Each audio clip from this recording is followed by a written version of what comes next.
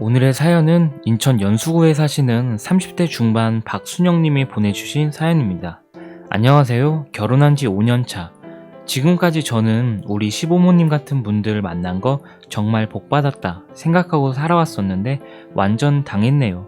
어릴 때부터 저는 부족함 없는 환경에서 저희 친정에서 잘 자랐습니다. 집도 전세지만 28평형, 아파트도 제 명의로 부모님이 해주셨고 부모님 노후는 따로 챙기지 않아도 됩니다. 제가 챙기는 것보다 부모님께서 저에게 필요한 웬만한 비용들은 다 지불해 주십니다. 여행 갈 때도 비용 다 대주시고 계절마다 딸 사위 며느리 명품 옷 한 벌씩 해주시고 건강식품에 생필품들까지 다 챙겨주시고도 자식들에게 이렇게 금전적으로 쓰고도 남을 만큼 여유있게 사시는 분들입니다. 여지껏 저희 시댁에도 최상급 한우부터 과일, 특산품, 때에 맞춰 보내셔서 시댁에서 부담스러워 하실 정도였거든요. 제 입장에선 주는 입장이나 받는 입장이나 다 좋아하시니 행복했습니다. 그렇게 지내다가 제가 최근 들어 건강이 많이 안 좋아지면서 남편과 상의 끝에 직장을 그만두고 몸이 정상 컨디션으로 돌아올 때까지 집에서 쉬기로 했습니다. 그런데 그 얘기를 듣자마자 저희 시어머니께서 대놓고 한숨을 쉬시며 걱정을 하시네요. 이게 제가 아파서 걱정되는 한숨이 아니라 이제 자기 아들 혼자 벌어서 감당이 되겠냐부터 지금 살고 있는 저희 집 매매하고 합가해서 같이 살자고 하시고 어떻게 제가 아파서 일을 그만두자마자 이렇게 나오나요? 그동안 얼마나 잘해주시고 말 한마디를 하시더라도 다정다감하게 해주시던 시부모님들인데 제가 돈 잘 벌고 있는 집 자식이라서 그런 거였나 생각이 들더라고요.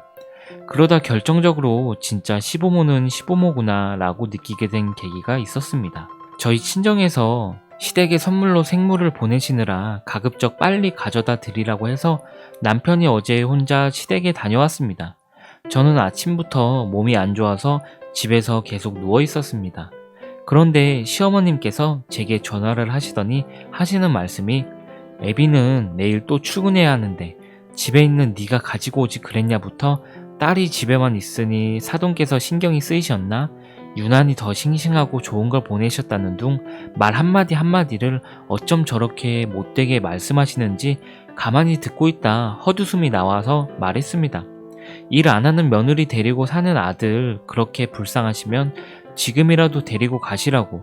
저도 저희 부모님에게는 귀한 딸입니다 하고 끊었습니다. 그리고 나서 걱정이 되셨는지 남편에게 새아기가 오해를 한 것 같다며 구구절절 문자를 보내셨더라고요. 저는 남편에게 가감없이 있었던 일 그대로 전하고 당신 하고 싶은 대로 하라고 했습니다. 그래도 당신은 당신 부모니까 미우나 고우나 보고 살아야 하지 않겠냐. 그런데 난 아니다. 누구에게도 이런 이유 없을 모욕을 받고 살 수가 없다고 말하고 지금부터 난 시댁을 없는 취급할 거라고 말했습니다. 당신도 내 부모님 안 뵙고 살아도 난 상관없다고 말했습니다. 남편은 저희 친정 부모님을 굉장히 좋아하거든요. 크면서 자기 부모님에게 듣지 못했던 삶의 조언이나 격려를 많이 받아 본인의 성장에 많은 도움이 된다고요.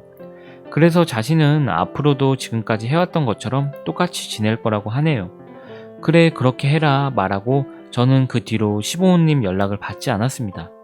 그리고 며칠 뒤 남편은 출근하고 저 혼자 집에서 쉬고 있는데 현관문 열리는 소리가 들리는 거예요. 저는 깜짝 놀라 일어나 나가보니 시어머니께서 양손에 장을 한가득 들고 오시더니 바로 주방에 내려놓으시더라고요.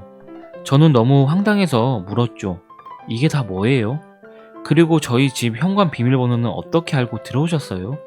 네, 알아요. 당연히 남편이 알려줬으니 문 열고 들어왔겠죠. 그런데 전 남편한테 제 입장 확고하게 말해놓은 상태인데 남편이 이렇게 제 뒤통수를 칠 줄 몰랐죠. 남편 입장에선 이걸 뒤통수로 친 거라고 생각도 안 하겠죠. 정말 불편한 공기가 거실을 가득 채웠습니다.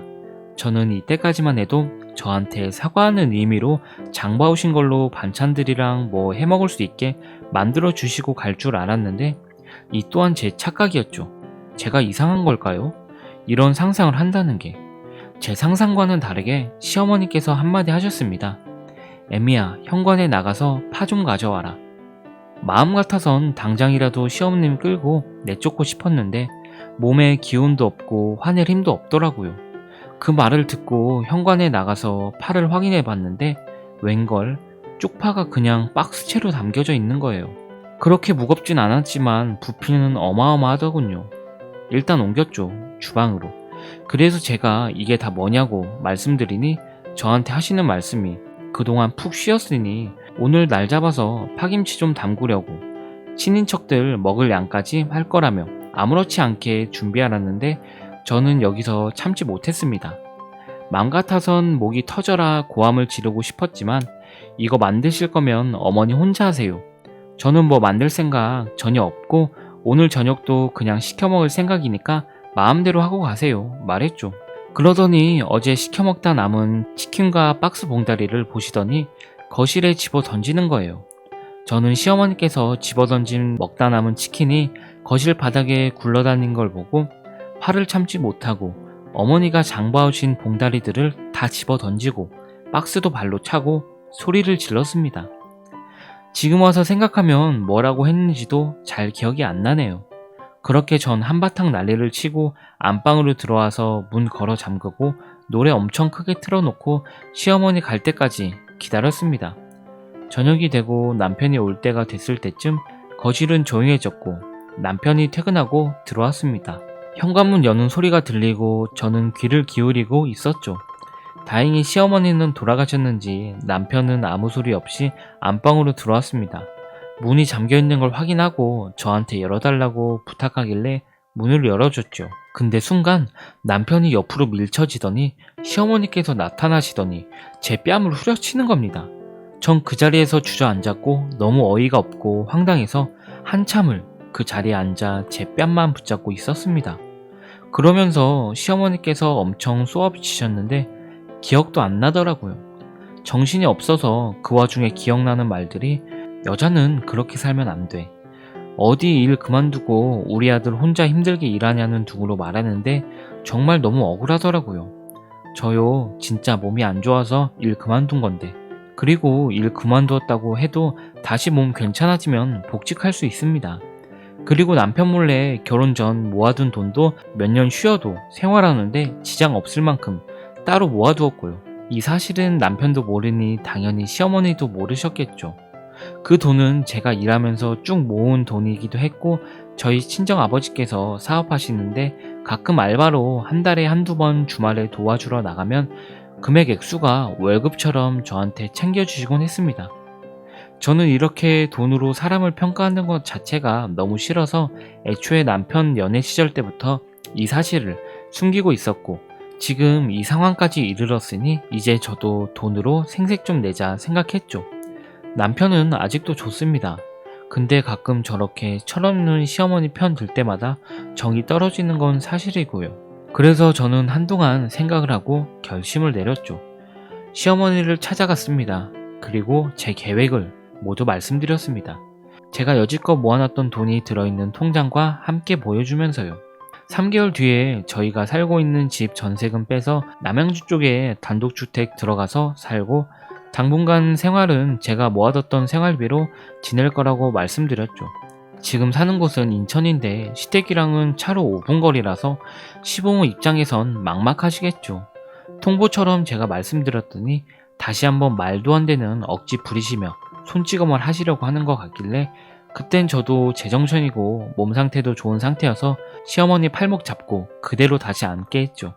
시어머니는 절대 안 된다며 고래고래 소리 지르시고 억지 부리셨는데 저는 어머니께서 허락하시던 말던 알고는 계셔야 할 것 같아서 말씀만 드리는 거니 참고만 하시라고 말씀드리고 나왔습니다. 남편한테 다 말했는데 남편은 순순히 따라온다고 하네요.